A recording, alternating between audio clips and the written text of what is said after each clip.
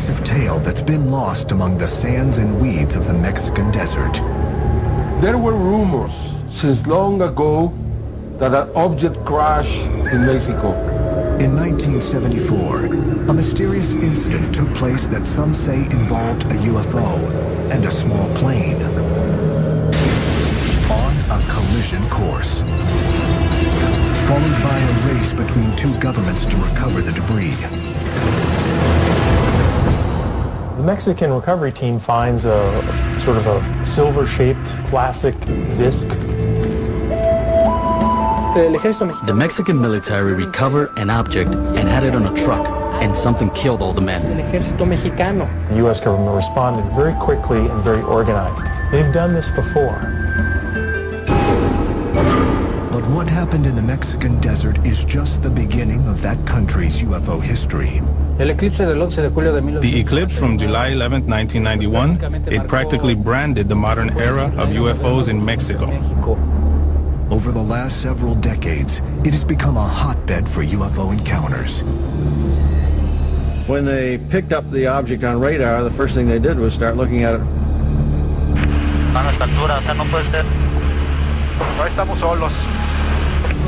And everyone from pilots to politicians have been witness to sightings. Would you say to the governor that he didn't see something strange in the sky?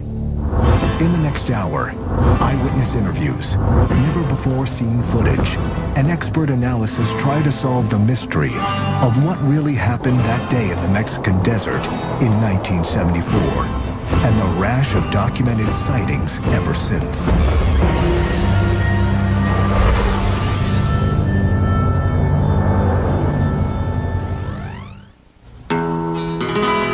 Cuyame, Mexico, a small town not found on many maps, a place swallowed up by the Mexican desert, home to more agave plants than people. Cuyame is situated in the northern part of the state of Chihuahua, and our municipality is 7,000 square feet. We have between 2,000 and 2,500 people. It's a calm place, a beautiful place. A place with no library, no archives, and no local historian. But that doesn't mean it's a town without a history. Here, history is passed from neighbor to neighbor. And it's this oral history that gives testimony to an unsolved air collision that took place here just 3 decades ago. It began as a civilian plane took off from El Paso, Texas, en route to Mexico City. August 25th, 1974. There was a plane that was coming out from El Paso. It was going to Mexico City, and it was an accident. They say that there was a crash between a plane and a UFO within the territories of the municipality. I don't think this could be made up. How could someone make this up? It's true. August 25th, 1974, 10:07 p.m.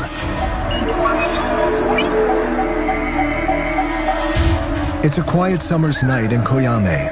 The town's inhabitants are beginning to turn in. 500 miles away, United States air defense systems suddenly register an unknown flying object over the Gulf of Mexico. Streaking across the sky at over 2,500 miles per hour, at an altitude of 75,000 feet, only one thing is for certain. This is not something man-made. Initial indications are that it's probably nothing more than a meteor. But 60 seconds later, it becomes clear that this is no meteor. This object was traveling and descending through steps, unlike that of a meteor, again, with more of an arc. The object appears headed on a course towards Corpus Christi, Texas. American air defense systems are alerted. 10:09 p.m. The unidentified flying object now suddenly veers left and enters Mexican airspace just 40 miles south of Brownsville, Texas. The U.S. continues tracking the puzzling spacecraft as it now races over Mexico. Yet what isn't seen on radar is a small craft headed on a trajectory towards the UFO. What's also interesting about this case is About the same time as this UFO was zigging and zagging, there was a plane that was leaving El Paso headed towards Mexico City. Under the cover of night, the small civilian plane from El Paso heads towards Mexico's capital city. But the plane from Texas never reaches its destination. At the same time, the American military watches as their unidentified flying object disappears from radar. It appears that the unthinkable has happened. A UFO plane collision. There's an assumption that there was a collision of some type where both the craft and the plane had collided. August 26, 1974, 8 a.m. 9 hours after a civilian plane disappeared over the desert, a Mexican recovery team hunts for the downed craft. Across the border, American intelligence is listening in. At 10:35 a.m., the Americans intercept the Mexican military radio report. The wreckage of the missing plane has been spotted just outside Coyame. Moments later, another report shockingly announces the sighting of a second wreck, but this is no plane. The Mexican recovery team finds a sort of a silver-shaped classic disc, some 16 feet 5 inches, about 5 feet thick, convex on both sides, sort of like a saucer. The saucer's surface has the appearance of polished steel. It has no markings, no lights, and there are no bodies inside. However, it does appear to be damaged in 2 spots, possibly caused by a collision with the civilian plane and then falling to the ground. Immediately, Mexican officials declare a radio silence on all search activities. Meanwhile, U.S. officials reach out to the Mexican government, offering assistance in the recovery. Their offer is met with a denial. The Mexican government denied it. They said, no, all we have is just a plane wreckage. While the Mexican team collects the crash debris, the United States is busy assembling their own elite recovery force at Fort Bliss, Texas. The team includes 4 helicopters, 3 small Hueys, and a large Sea Stallion. Prepped and ready to move out, the team is placed on standby while U.S. surveillance scopes out the situation. The U.S. was keeping tabs again through its what I call the spy surveillance network, through their satellite surveillance as well as airplanes that were flying over at low altitude. American surveillance reveals that the Mexicans have placed the UFO on a flatbed truck and moved out from the crash site. They were able to see there were a number of dead bodies, so which led them to believe that something very extraordinary had happened. August 27th, 2:38 p.m. Unsure of what's happened, U.S. officials greenlight their rescue team. 4 helicopters with team members aboard depart Fort Bliss. One of the things that seems obvious in this case is that the government, the U.S. government, responded very expertly, very quickly, and very organized. They had this team that assembled in Fort Bliss, and in no time were down there on site recovering this. They've done this before. But nothing will prepare the Americans for what they are about to find. Dressed in bioprotection suits, the American soldiers approach the silent convoy and find all the Mexicans dead.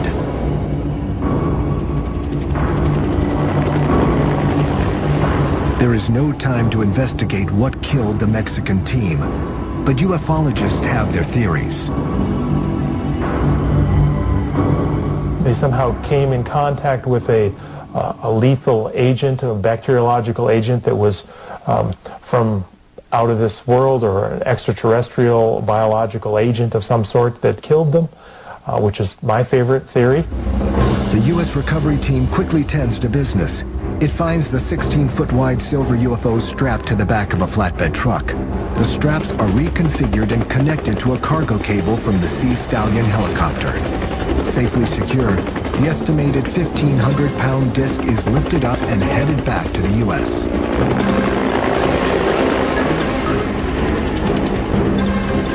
With the saucer gone, the team immediately turns their attention to the remaining evidence. The plane wreckage, vehicles from the convoy, and the Mexican team bodies are gathered. They gathered the debris, the bodies from the Mexican recovery team, and then they exploded them with high explosives. The reason why is to hide the evidence. Their work done, the recovery team heads back to base.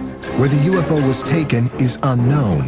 Some have speculated Atlanta, Fort Bliss, or Wright-Patterson Air Force Base. It is an unprecedented event, and I think it's comparable to what happened in Roswell, New Mexico. If this 1974 UFO crash was real, there was no evidence to prove it.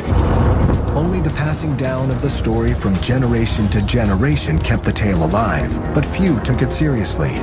That changed in 1991. That year, not one, not two, but dozens of UFO sightings are reported over Mexico. What gives the 1991 sightings credibility is that strangers reported seeing the same thing at the same time on the same day, and yet they were hundreds of miles apart from each other.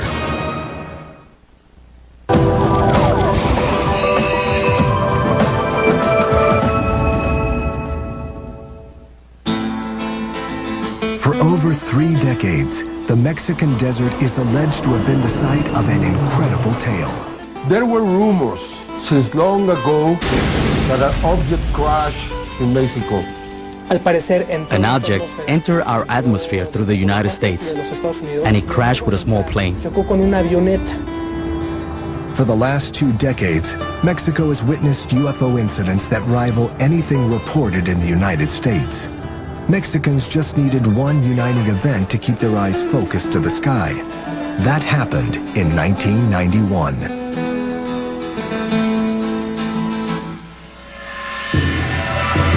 In July of that year, one of the longest solar eclipses in history is set to happen. The total eclipse is visible only in a narrow corridor that includes central Mexico. A year in advance, all the Mexican people knew about the eclipse in '91. I mean, it was an event, it was a moment. All around Mexico, there were people waiting for the eclipse. It was an important eclipse because even though there had been other eclipses that had taken place until that day, they were not on the magnitude of that eclipse. Just after 1 p.m., the skies above Mexico darken. Astronomers adjust their telescopes. Millions gaze skyward. During 1991, consumer technology makes videos commonplace. On this day, many Mexicans use their cameras to capture the moon as it begins to pass in front of the sun. To their disbelief, they also capture something unexpected. It was a curious thing. During the eclipse, I heard some people who were around us saying, "Look, what is that there also?" Several people filmed and saw metallic objects that are clearly distinguished with the form of a cupola, and what is commonly called a flying object. In Mexico City, in Tepeji del Rio, in Puebla, in Cerro de la Estrella. From all corners of Mexico come videos showing a strange metallic-looking object just below the eclipse.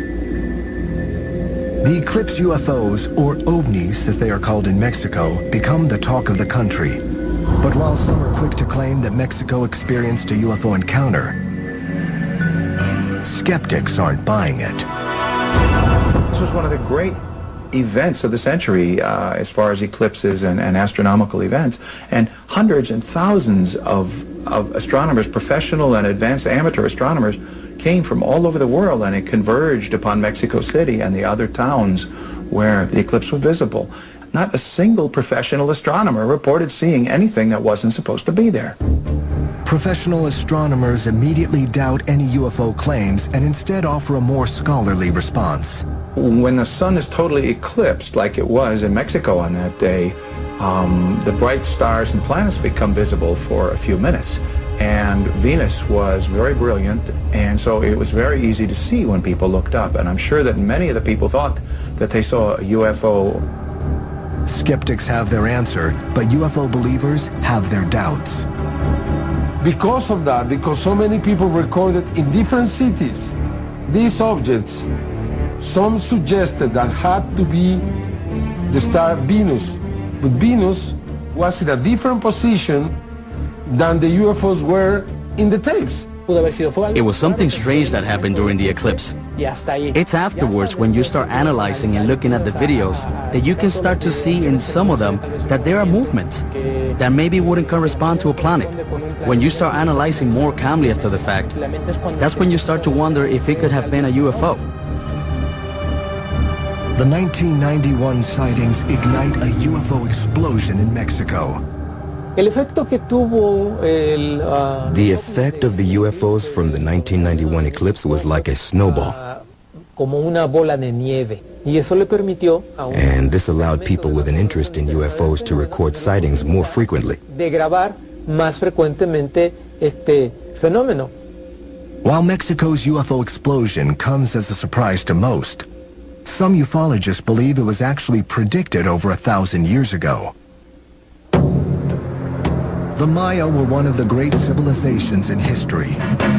For over 600 years, they built cities, constructed reservoirs and temple pyramids, and developed an incredible understanding of astronomy.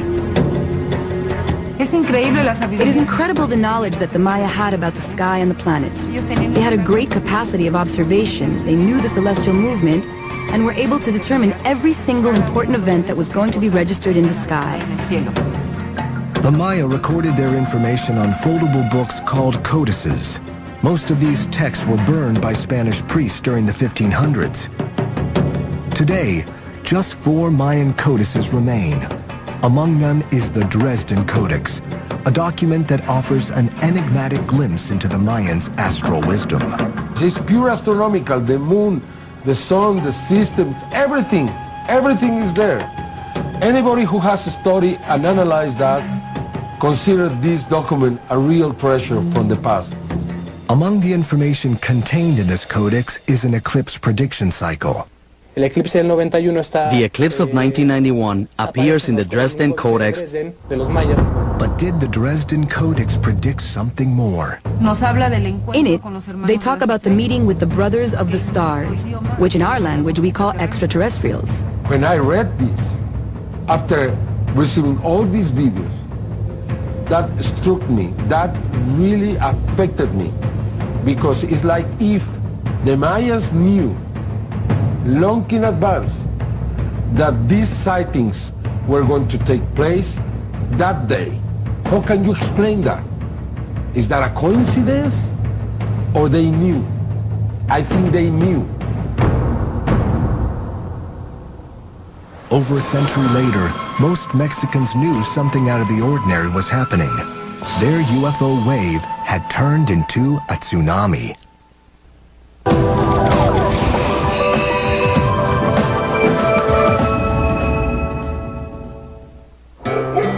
Literally overnight, Mexicans are mesmerized by the apparent UFO wave striking their country. Ufologists point to the open-mindedness of the Mexican people as being partly responsible for this UFO explosion. Mexicans have been fascinated by legends, stories, elves, fairies. That psychology and sociology allows Mexicans to keep an open mind when it comes to extraordinary occurrences. When you open yourself up to other possibilities, it is much easier to accept the UFO phenomenon. However, skeptics claim that Mexico's UFO wave is more of a social phenomenon than any actual increase in visits from little green men. Sightings always seem to come in waves, and these waves are generally, they correlate with the publicity, that if the newspapers or TV stations, whatever, are filled with stories about UFO sightings, people will go out and pay much more attention to things that they see. Since the earliest UFO sightings, witnesses have always been subject to heavy ridicule. They are portrayed as overzealous sky watchers who wouldn't know a DC-9 from a weather balloon. But what happens when the witness is someone who doesn't fit into these categories? What if the person has a solid reputation and career? What if the witness doesn't just know a DC-9, but flies one? Captain Raimundo Cervantes has been flying for over 40 years. With 17,000 hours of flight time, he has seen it all. Or at least he thought so. July 28, 1994. Captain Cervantes is piloting Aeromexico Flight 129 from Guadalajara to Mexico City. He's taken the route before and everything seems in order, including the weather. Totalmente claras. Totally clear. Like we, the aviators, say. We could see the next day. Totally clear. As the flight nears Mexico City International Airport, Cervantes puts the DC-9 on course for landing. 5,000 feet in the air, he receives the all clear from the control tower and prepares to lower the landing gear. I ordered to lower the front wheel. At that moment, we felt an impact on the plane. Very strong. Muy fuerte. The plane is rocked. To Cervantes, it appears obvious that they have collided with something in midair, but there is no time to investigate. The pilot has already begun his descent of the DC-9. At that moment, I declare an emergency, and I requested an area so that I can develop the list of emergency and coordinate my personnel of flight attendants, because I thought we were going to have an abnormal landing. Unsure of the condition of the damage to his landing gear, Cervantes needs nerves of steel to coax the wounded jet to safety. We level the plane. We tried to land softly and steady the front wheel. I was concerned that there was damage. We lower the front wheel, and to our surprise, the plane starts rolling perfectly. Y nuestra sorpresa, empieza a rodar el avión perfectamente bien. Disaster is averted. Captain Cervantes wonders if a helicopter has clipped his DC-9 on approach. But the air tower's radar records discredit that theory. Yet an inspection of the DC-9 reveals damage and creates more questions than answers. There was a flight inspector that searched the plane who detected that one of the hydraulic lines was cut. It was cut like if it was done with a cutter. Something very strange. What caused the landing gear's hydraulic line to be cut? A subsequent investigation will place blame for the incident on worn-out parts, and the airline denies any mid-air collision. But Captain Cervantes stands by his claim that the plane hit something. That isn't the end of the story. Flight 129's strange encounter is about to get even stranger. Enrique Colbeck is an air traffic controller who was in the tower that night. Upon learning of Flight 129's incident, he instantly flashes back to a series of phone calls the tower had received earlier that evening. An hour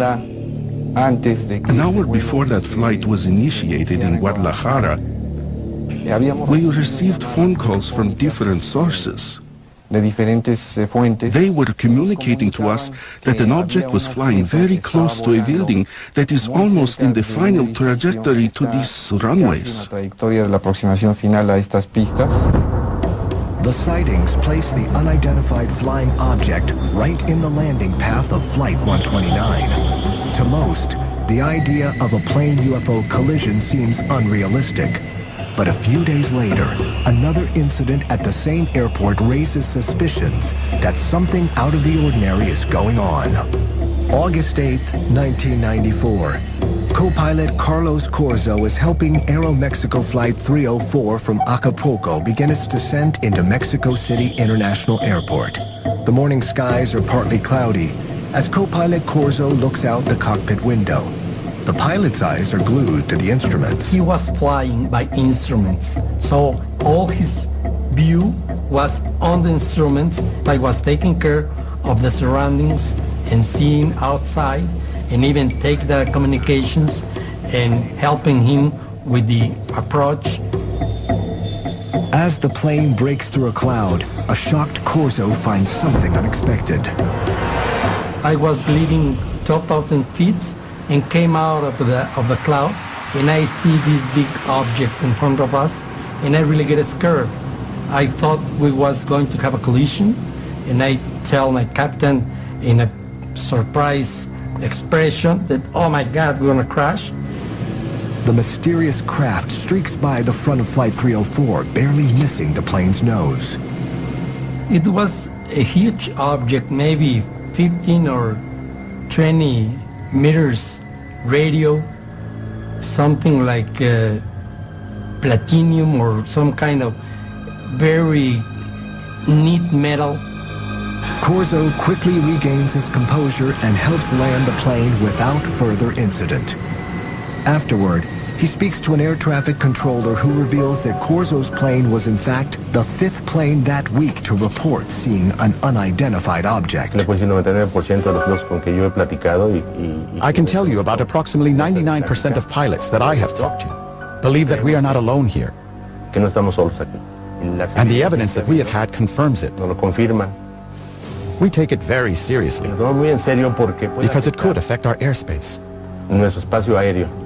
Definitely, there is a potential danger because we do not know what produces the phenomenon and what it is made of and why it is manifested.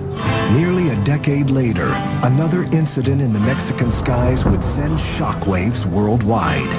Yet, unlike previous encounters, this one would have everyone believing, including the Mexican government.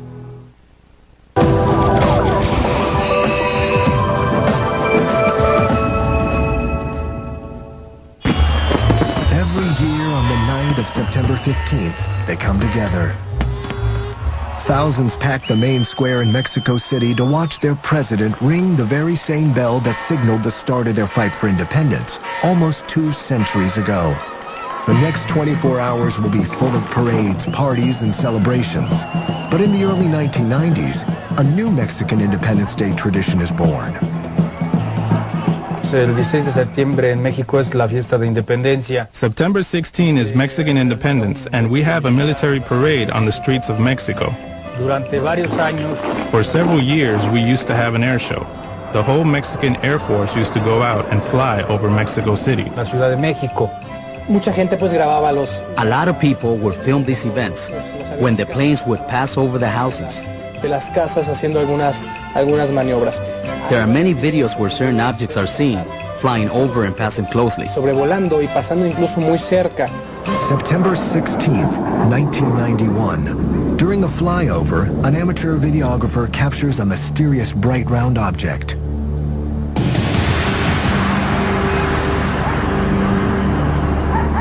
September 16th, 1992. An unidentified object is spotted flying through the sky.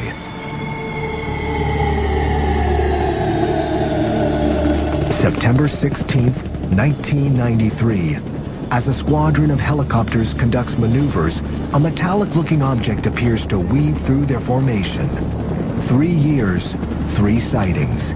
Yet the Mexican military offers no comment on the encounters. With respect to the sightings of these objects during military parades, the government never voiced an opinion for or against. The government here has always remained aloof. This comes as no surprise to the UFO community, who for decades has claimed that governments are actively suppressing UFO encounters. Blacked out reports, secret projects, and constant denials have all fed the notion of a massive cover-up. March 5th, 2004. Mexico's 501 Air Squadron is on a routine search for drug smuggling aircraft. But the military pilots witness something far from routine. The Air Force in Mexico patrols the south border to stop airplanes with narcotics from South America. They do this many times every day with different airplanes. But this day is different. During an afternoon surveillance run, the team picks something up on their radar. They assume it's a drug-running plane and take off after it. Following it on radar, the object appears to be changing speeds erratically, at times traveling at over 380 miles per hour. While in pursuit, the crew turns on their forward-looking infrared system, or FLIR. It's like a camera that is mounted on the aircraft, and its purpose is to look not using visible light like an ordinary camera would, but using infrared. The infrared eyes of the plane's exterior-mounted FLIR system transmits video to the crew inside. This is the actual video as seen by the crew. But as Mexican Air Patrol gets closer to the object, the crew are unable to spot anything using the FLIR or with their own eyes. And all this time that they're flying towards it, they are looking ahead of the aircraft, because that's where it says that this radar target is, ahead of the aircraft, and they're looking, I couldn't see anything. After chasing the object for several minutes, the crew determines they are too low on gas to continue the hunt. They turn around and begin heading back to the base. The unknown object soon vanishes from radar. Yet, their adventure is just beginning. The FLIR operator was still operating the FLIR, and he started picking up bright lights that appeared to be at cloud level. Suddenly, appearing on the FLIR through the clouds isn't just one ball of light, but at times as many as 11 objects appear to be weaving through the clouds. The crew got a little bit spooked over what was going on because they couldn't identify these things. They didn't know what it was they were looking at. This is a veteran crew who have flown this route before and have been using the FLIR system for almost 2 years. But on this day, even the most experienced of pilots would be unnerved, as the cockpit recordings reveal.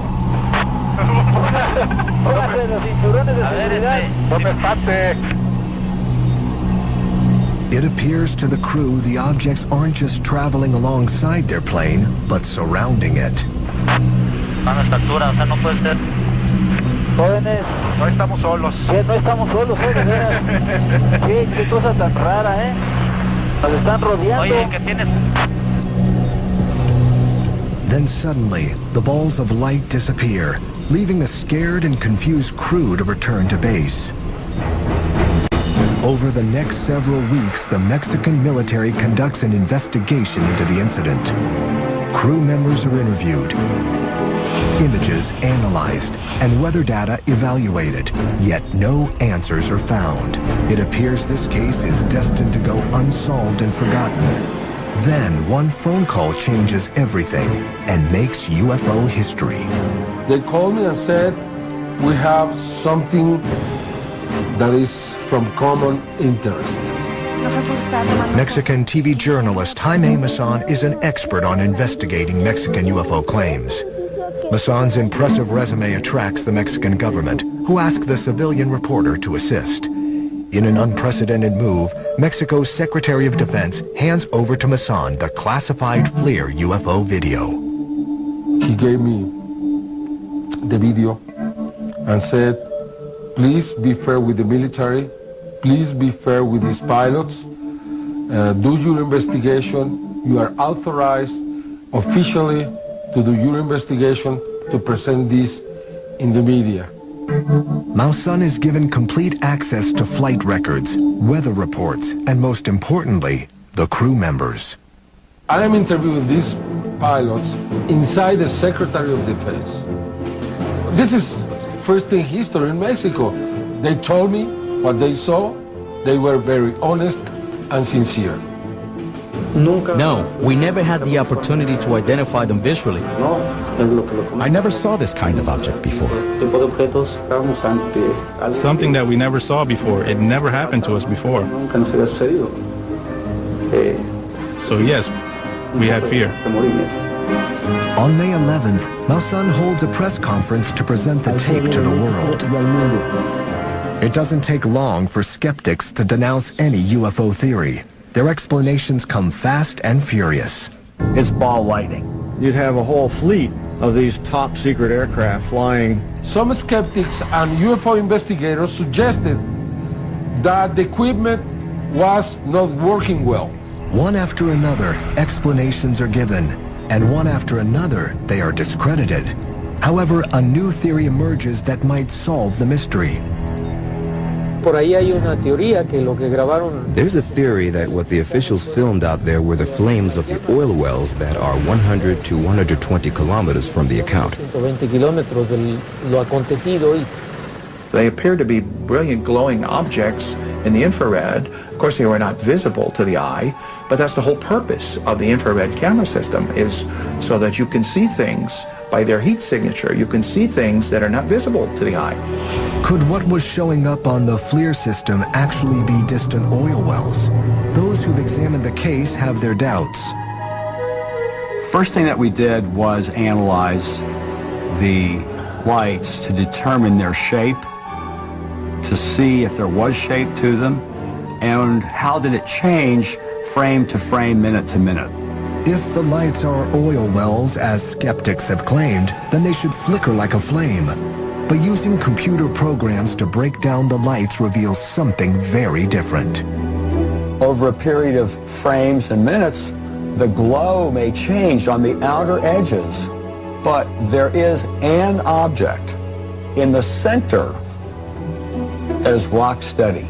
It's a ball, it's a sphere, and it's not possible that it's a flame, because if it was a flame, it would be undulating not just from the edges out, but over the entire object.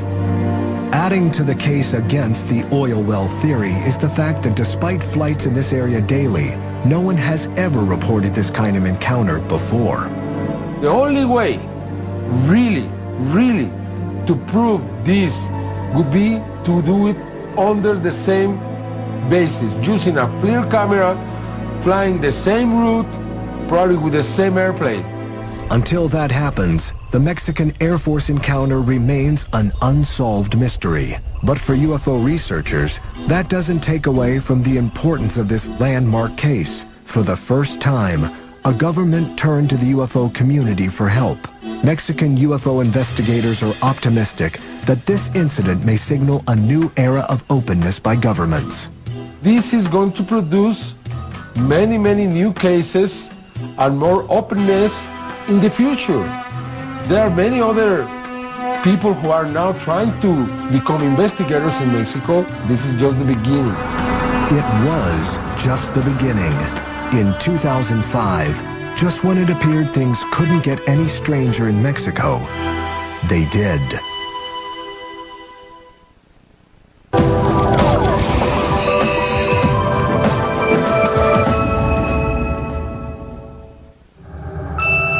Since 1991, Mexican witnesses have videotaped hundreds of hours of footage containing alleged unidentified flying objects. But while the sheer volume of sightings has impressed some, it's what's on these tapes that matters. But out of the thousands of videos that we have, most of the times are, balloons, airplanes, stars, mistakes, honest mistakes. Probably just 10 or 15% of them are good, really good. It's this 10% that has drawn the attention of everyone from ufologists to the mainstream media. Among the most interesting UFO phenomenons captured on tape are what is referred to as fleets. A group of more than 3 objects we call fleets. They travel horizontally or vertically with very strange forms as boomerangs, spheres, discs. June 10th, 2004, Guadalajara, Mexico. An amateur photographer captures unknown objects in the sky. June 21st, 2004, 300 miles away in Cuernavaca, Mexico, another fleet is caught on tape. March 30th, 2005, almost 600 miles north in Torreon, yet more unexplainable objects dot the Mexican sky. April 11th, 2005, 500 miles to the south in Mexico City, the skies over the capital city are full of mysterious aircraft. I believe it's a way that someone is using to communicate with us. I believe They are trying to say something similar to what happened in England with the crop formations. Skeptics are quick to dismiss fleets as nothing more than weather balloons or birds. But seeing is believing. And in June 2005, a fleet sighting had people believing. One of the more recent accounts of UFO sightings here in Mexico happened here in Jalapa, Veracruz. And it is very interesting because the witnesses were of a very high caliber. June 24th, 2005, 10:30 a.m. A public ceremony is being held to celebrate the delivery of new patrol cars to the local police department. On hand are such dignitaries as Governor Fidel Herrera Beltran, high-ranking police department officials, and the local media. Moments after Governor Beltran finishes his speech, cries of UFO, UFO echo through the crowd. Instantly, all eyes are on the mysterious objects hovering above.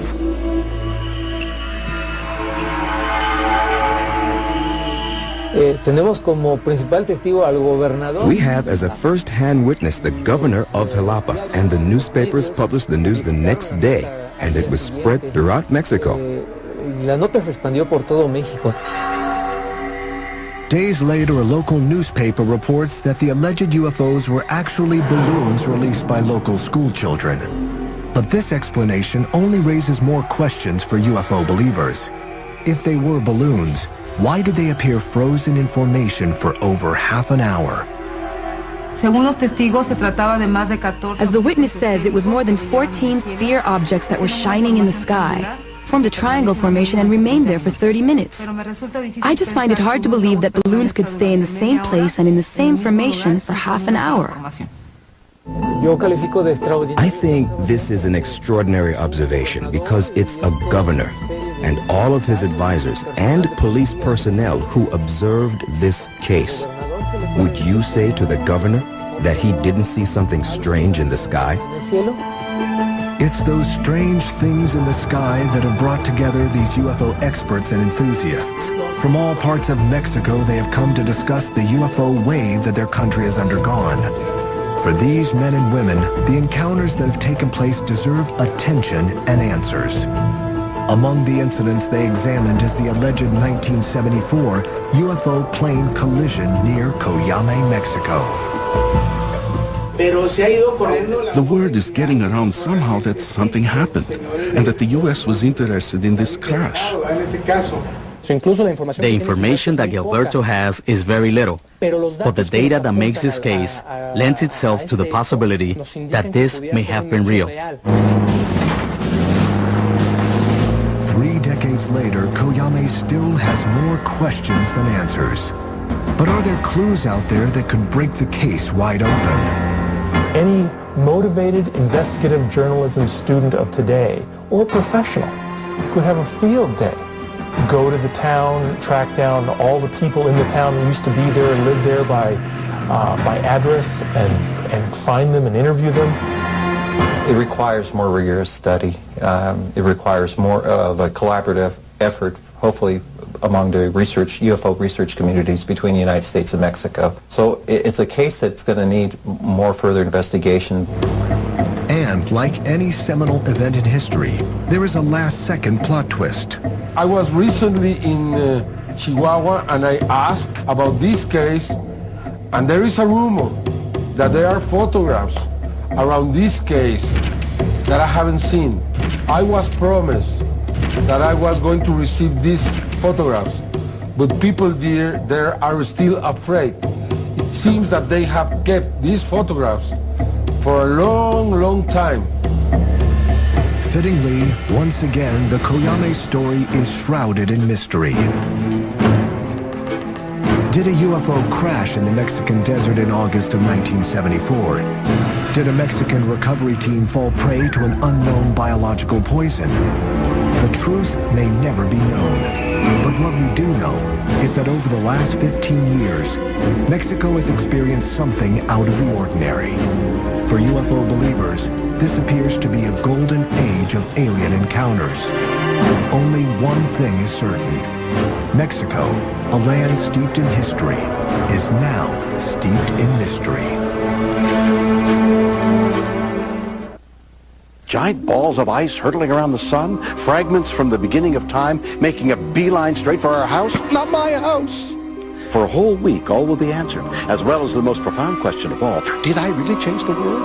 No, really, did I? Out of This World Week, all this week, only